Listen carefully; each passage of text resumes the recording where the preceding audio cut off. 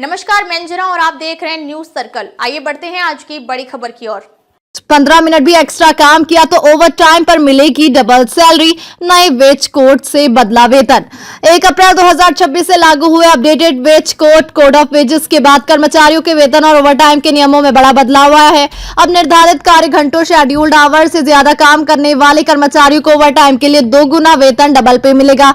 इस बड़े सुधार का उद्देश्य वेतन से जुड़े नियमों में पारदर्शिता बढ़ाना और सभी सेक्टर्स में कर्मचारियों के अधिकारों को मजबूत करना है। नए नियमों के तहत सामान्य काम के घंटों के बाद किए गए किसी भी काम का रिकॉर्ड रखा जाना अनिवार्य है और इसके लिए रेगुलर रेट से दुगनी दर पर भुगतान करना होगा। व्यावहारिक रूप से इसका मतलब ये है कि हर एक अतिरिक्त घंटे के काम पर आपको 2 घंटे के बराबर सैलरी मिलेगी। ये बदलाव विशेष रूप से उन ब्लू कॉलर कर्मचारियों के लिए बड़ी राहत है जिन्हें अक्सर लंबी शिफ्ट में काम करना पड़ता है। वेज कोड में 1 सप्ताह के अधिकतम 48 घंटे काम करने की सीमा तय की गई है। इसके बाद किया गया कोई भी काम ओवर टाइम माना जाएगा। हालांकि कंपनियों को शिफ्ट की टाइमिंग तय करने की छूट दी गई है जिसमें ब्रेक सहित 12 घंटे तक की शिफ्ट हो सकती है, लेकिन साप्ताहिक 48 घंटे की सीमा का हर हाल में पालन करना होगा।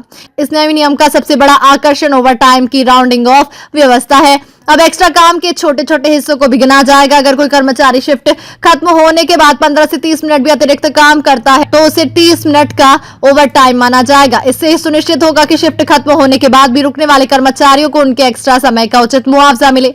नए ढांचे के तहत वेतन भुगतान के नियमों को भी सख्त किया गया है। अगर कोई कर्मचारी इस्तीफा, रेजिग्नेशन देता है या उसे नौकरी से निकाला, टर्मिनेशन जाता है तो कंपनी को जल्द से जल्द उसके ओवर टाइम सहित सभी बकाये का पूरा भुगतान करना होगा। इसका मकसद विवादों को कम करना और समय पर पैसा मिलना सुनिश्चित करना है। इसके साथ ही कंपनियों की जवाबदेही बढ़ाने के लिए उन्हें काम के घंटों का सटीक रिकॉर्ड रखना अनिवार्य कर दिया गया है।